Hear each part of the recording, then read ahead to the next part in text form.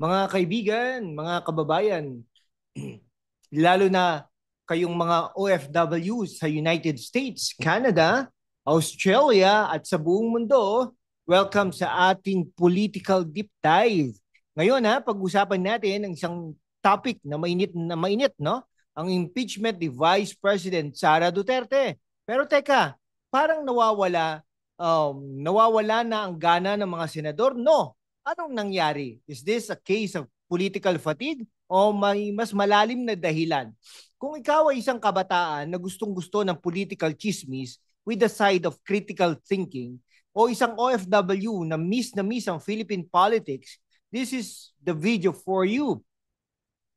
Today we'll unpack the impeachment saga, no? Analyze both sides, pero syempre with a lens na medyo pabor kay VP Sara kasi let's be real, ha? Her story is compelling. Before we dive in, hit the subscribe button, i-like ang video, i-share sa mga kaibigan mo sa UAE, Hong Kong o kahit sa Norway, ha? At kung gusto mong i-support ang content natin, mag-send ng super thanks. Ang bawat dollar, dirham o euro ay malaking tulong para may pagpatuloy natin ito. Ready? Let's get started. Let's set the stage, ha? No February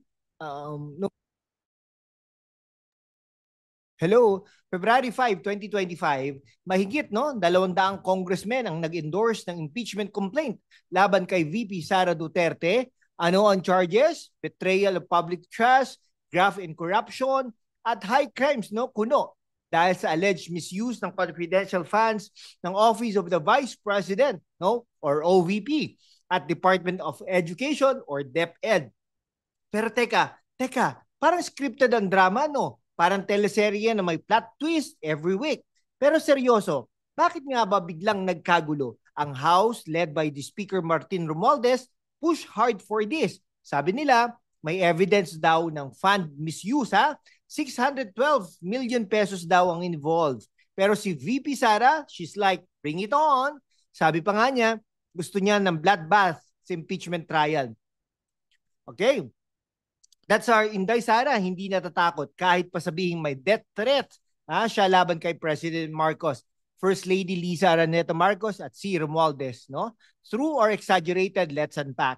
Imagine this, si VP Sara sitting in her office, sipping her kape. Oh, speaking of kape, let's sip our kape. Sarap. Habang ang House ay naghahanda ng articles of impeachment, picture mo parang si Daenerys Targaryen sa Game of Thrones, ready to face the dragons. Okay, ready to face the dragons. Pero this time ang dragons ay mga politiko. Pero seryoso seriously, the allegations are heavy. The House claims she misused funds. Pero ang tanong, is this about accountability or is it political vendetta led by Romualdez? Ang confidential funds issue, it's murky.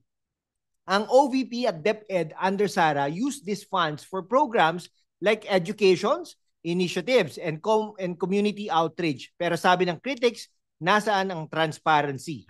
Fair point. Pero let's be real. Ang confidential funds ay inherently secretive for national security reasons. So bakit biglang issue ito, no? Could it be because Sara's strong contender for 2028?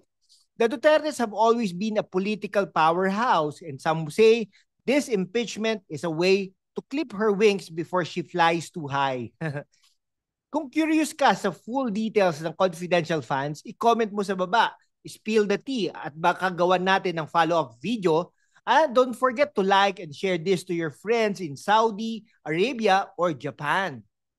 Okay, fast forward tayo mga kaibigan.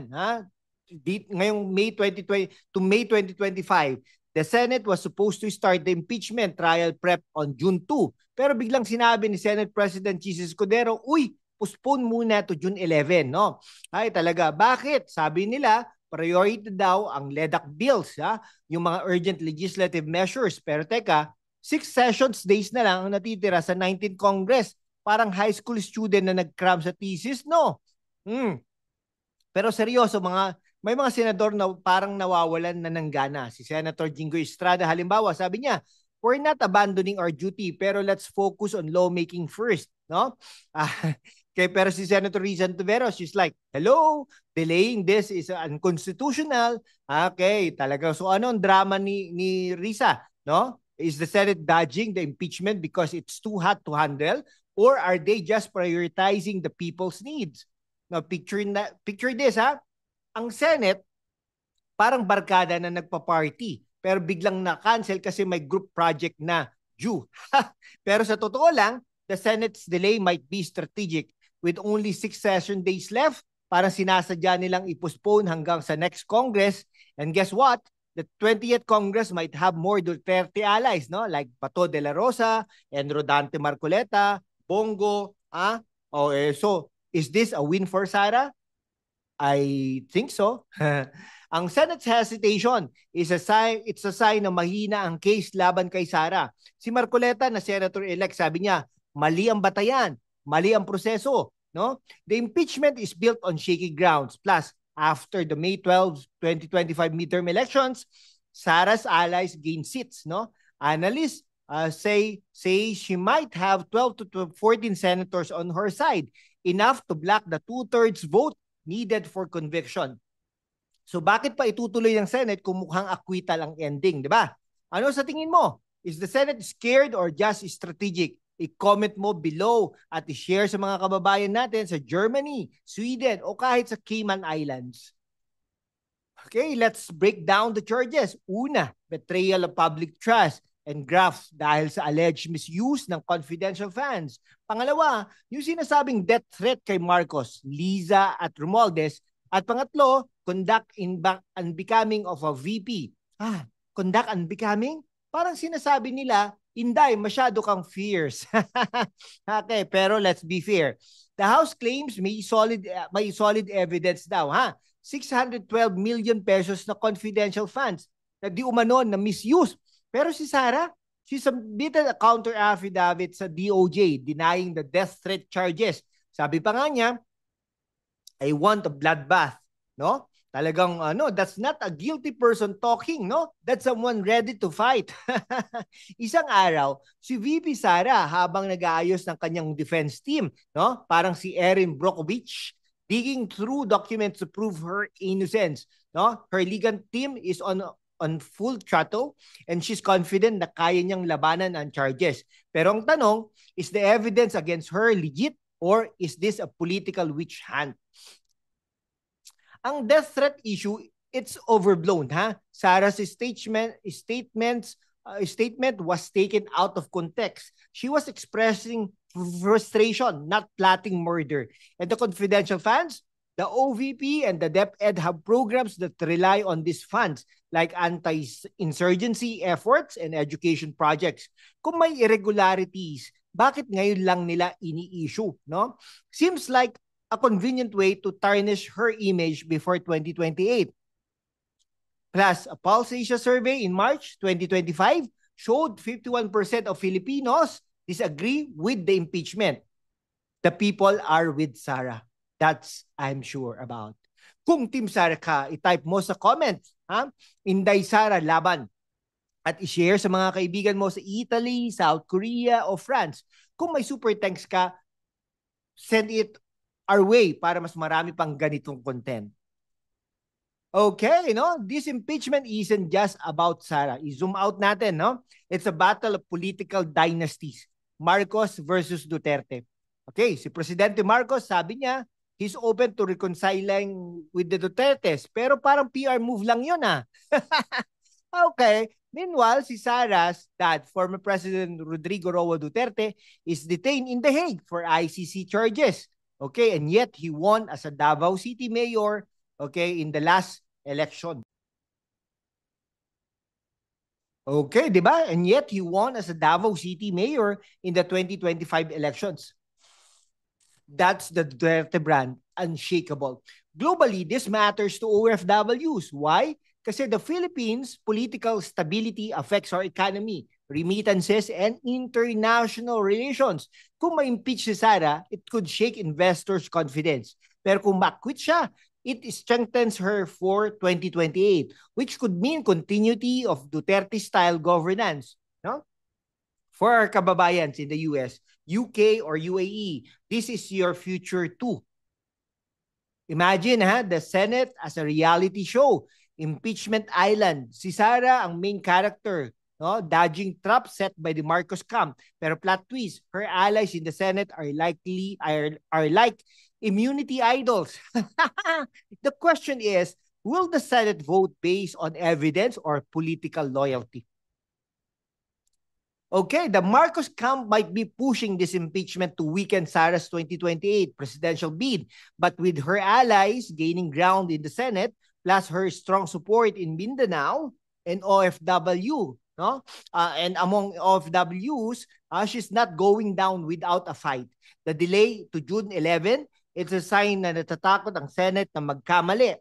After all, conviction needs 16 votes and Sara only needs 9 for acquittal. Ano ang impact ng impeachment sa OFWs? I-comment mo below at i-share sa mga kababayan natin sa Netherlands, Poland, or Finland. So ano ang nangyayari? No? So anong mangyayari next? The Senate's new schedule is June 11, 2025 for the reading of the articles of impeachment. Excuse me po. Pero with only one session day left after that, mukhang carry over na to sa 20th Congress starting July 30. Ang bagal, no? Parang teleserye yan, naabangan mo pero puro recap lang. Pero seryoso, Senators Coco Pimentel and Risa Hontiveros argue na kaya daw extend ang trial to the next Congress. Si Hontiveros pa nga, may quote from Thomas Jefferson's Manual of Parliamentary Practice. Talaga, drama. Fancy, hindi ba? Pero si Sara, she's ready. Her legal team is prepped and she's got public support.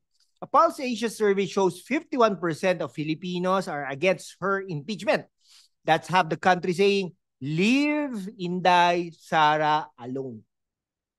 The Senate's delay is a win for Sara. The longer they drag this, the more time she has to rally her base. Plus, with Duterte allies like Bato de la Rosa and Amy Marcos in the Senate, she's got a strong chance of acquittal. The House might have the numbers to impeach, but the Senate, that's Sara's turf.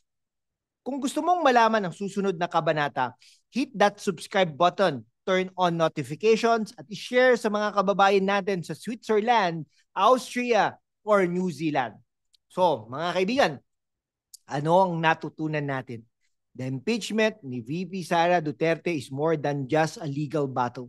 It's a political chess game. Holds up the House made their move, pero the Senate parang natatakot silang magkamali. With Sara's allies in the Senate and his strong public support, mukhang malakas ang laban niya. Pero teka lang. This isn't over. The 20th Congress might change the game. For our OFWs in the US, Canada, UAE, and beyond, this matters to you. And ang laban ni Sara ay laban din ng maraming Pilipino na gusto ng strong leadership. So keep watching. Keep engaging, and let's see how this teleserye ends. Kung nagustuhan mo tong video na ito, i-like, i-comment, at i-share sa mga kaibigan mo sa Hong Kong, Japan, or sa Czechia. Czechia ba yan? Hit that subscribe button and turn on the bell para updated ka sa susunod nating political deep dive. At kung gusto mong i-support ang channel, mag-send ng super thanks kahit maliit. Malaking tulong yon, ha? Salamat mga kababayan at magkita-kita ulit tayo sa next video. Laban lang Pilipinas!